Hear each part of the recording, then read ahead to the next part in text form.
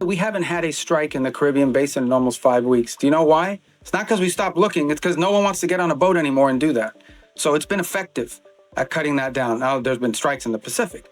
So the bottom line is that, sure, our goal is to, what's the point of doing something? But the change, people want to focus on regime this and this, that. The goal here is very simple. The national interest of the United States. The president of the United States was elected to protect the American people, to protect America.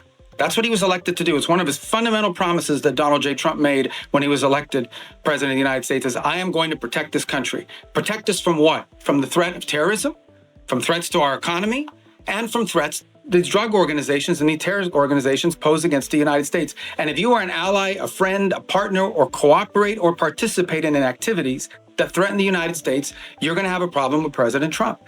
I think the only shocking thing here is that a lot of people say that. People run all the time for office. I'm going to take on the cartels. I'm going to do this. He's actually doing it. He's not doing anything he didn't say he was not going to do during this campaign. He said he was going to go after the cartels. And now he's going after the cartels and everybody's shocked. Don't be shocked. This is a man who was elected president because he says and then he does.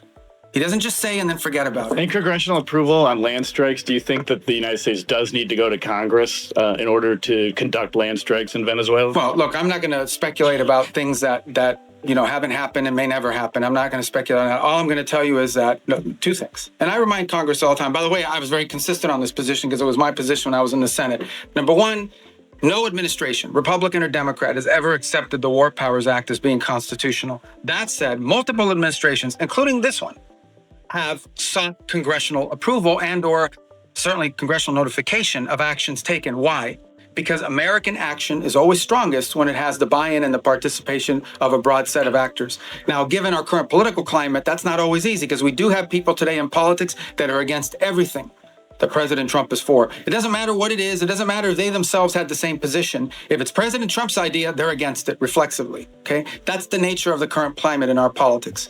But I can Capitol Hill 23 times, 23 briefings, bipartisan briefings on Capitol Hill. I have personally participated in 6 of those 23 at the highest levels of the committee, but then the full House and then the full Senate, which, by the way, are always interesting.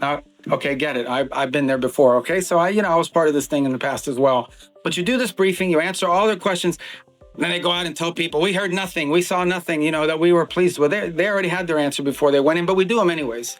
And we continue to do them. Not to mention the individual calls I've had with leaders in Congress, and I'm not going to disclose what those are. So everybody over there knows what we're doing, they know why we're doing it, and we've kept Congress fully apprised, and we'll continue to do so.